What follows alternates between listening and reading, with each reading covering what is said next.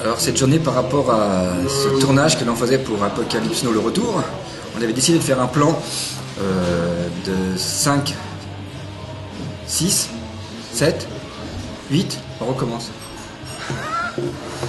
Non, le plan séquence du speed riding, c'est un plan qu'on avait prévu de faire, mais qu'on avait prévu de filmer du speed riding depuis le Mont Blanc, avec 6 speedriders dont Antoine Montant, et on n'avait pas prévu au début de faire un plan séquence. Au début, ça devait être un plan large qui me permettrait après d'inclure des plans serrés dedans pour faire une séquence. Et c'est avéré que lorsqu'ils sont partis du sommet, d'abord c'était très beau, et le déroulement du plan s'est effectué un petit peu tout seul, et ce qui fait qu'à la fin, on s'est retrouvé avec un plan séquence de 10 minutes qui n'avait pas vraiment été prévu d'être tourné au départ. Et comment ça se passe dans la machine là? Vous êtes combien à travailler? Dans la machine, nous sommes 3. Il y a le pilote, bien sûr, Pascal Brun. Il y a un opérateur qui opère la caméra qui est sous l'hélico, qui s'appelle Cineflex. C'est une caméra qu'on peut dire qui est télécommandée par des joysticks. Et il y a moi qui dirige un peu l'opération.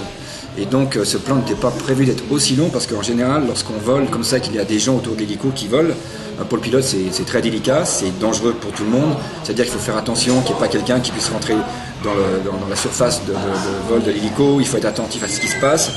Et donc on avait très peu de chances de le faire depuis le sommet jusqu'en bas.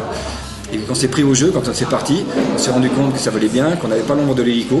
Et donc ça a été une sorte de coordination, une sorte de balai entre les gens qui étaient en l'air, qui eux avaient une ligne que déterminait Antoine Montant qui était devant. Donc c'est Antoine Montant qui faisait la ligne, les 5 autres speedriders les suivaient et nous on filmait autour. C'est-à-dire moi je devais dire à Pascal, voilà, plus à droite, à gauche. Je dirigeais aussi le technicien avec ses petites manettes, voilà, zoom, dézoom. Donc ça a été une sorte de balai comme ça aérien pendant 10 minutes qui était assez exceptionnel.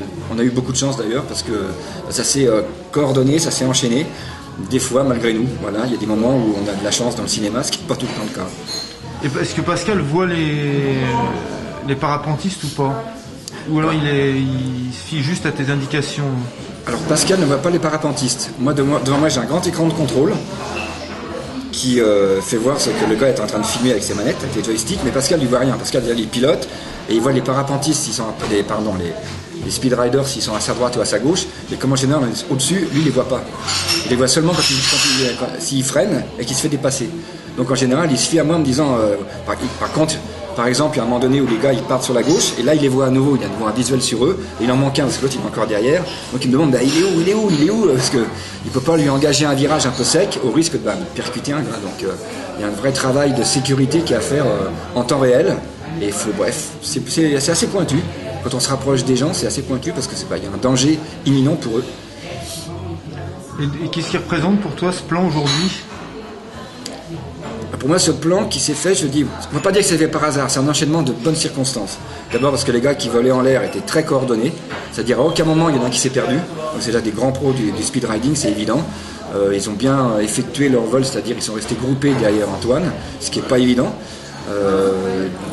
Pour moi, ce qui représente ce plan, c'est un plan séquence comme ça. Pour moi, il est juste historique, parce que vous pouvez chercher des plans, même dans le long métrage, des plans séquences de 10 minutes qui tiennent du début à la fin, c'est très rare, c'est très très rare.